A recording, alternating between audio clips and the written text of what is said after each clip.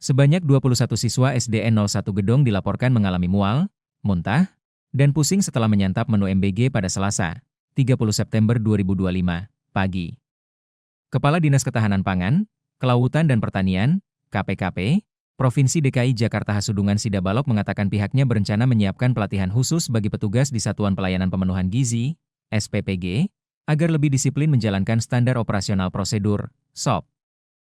Ucap Hasudungan saat ditemui di Balai Kota Jakarta, Jumat, 3 Oktober 2025. Belakangan ini kan marak kasus MBG begitu ya. Kalau dari Dinas KPKP sendiri gimana sih pemantauan dari bahan baku gitu? Ya, sesuai dengan tugas pokok dan fungsi dari DKPKP memang kita fokus kepada bahan pangan segar ya. Jadi bahan pangan segar, dan kita sudah rutin melaksanakan monitoring di lokasi SPPG yang ada di Provinsi DKI Jakarta. Kemudian kita juga sudah mengecek ya terkait dengan SOP mulai dari bahan baku tersebut masuk ke dapur SPPG sampai dengan didistribusikan ke sekolah-sekolah seperti itu. Jadi memang langkah-langkah di KPKP yang pertama ya kita melaksanakan monitoring bahan baku tersebut. Kita juga langsung memeriksa di laboratorium secara on the spot.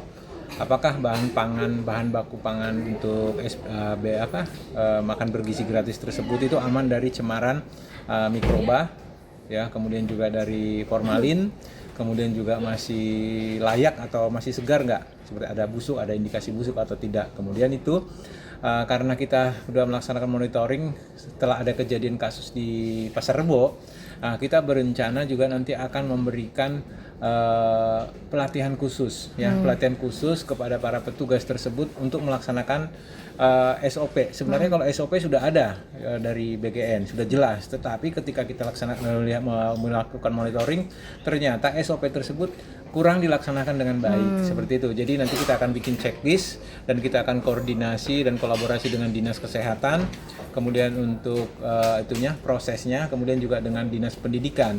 Jadi KPKP berusaha sebagai melaksanakan mitigasi di bahan pangan segarnya. Pak, tapi kan kalau itu kan total yang diduga 21 orang. Ya. Itu dihentikan nggak sih Pak? Kalau itu mungkin bisa ditanyakan langsung ke Dinas Kesehatan ya, ataupun Dinas Pendidikan. Kalau kita memang hanya untuk fokus kepada pangan segarnya saja. Pak, tapi kalau selama ini monitoringnya rutin dilakukan atau rutin apa? Tiap hari gitu ya. Pak? Kita melaksanakan monitoring itu, pemeriksaan laboratorium itu seminggu 2 kali. Ya, kita ambil sampling. Jadi kalau seminggu 2 kali di 2 lokasi di masing-masing wilayah kota. Seperti itu. Jadi untuk berarti total itu kalau seminggu 2 kali dikali 5 berarti 10 lokasi per minggu yang kita cek di seluruh Jakarta. Berapa sih Pak sekarang SPPG gitu di Jakarta? Kalau SPPG 100, kalau tidak salah ya, nanti tolong di cross check lagi, 135 gitu. Ya. Pak, kan tadi dibilang ada SOP-nya yang kurang dijalankan dengan baik. Temuan dari DKPP itu apa aja sih Pak?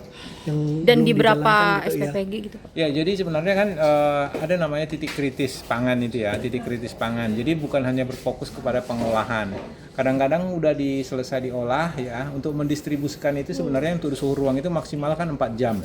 Nah, kadang-kadang seperti itu, kadang-kadang karena mungkin saking banyaknya produksinya, jadi tidak cepat-cepat didistribusikan ke sekolah, jadi sudah mulai telat, ya agak kurang baik gitu. Jadi itu yang mau kita bantu benahi seperti itu.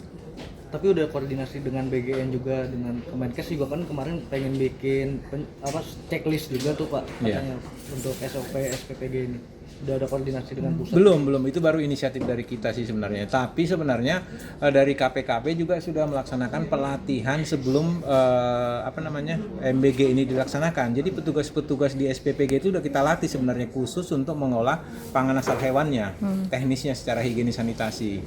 Nah, tetapi mungkin ya perlu monitoring lebih lanjut dan konsisten bahwa SOP tersebut harus benar-benar dilaksanakan.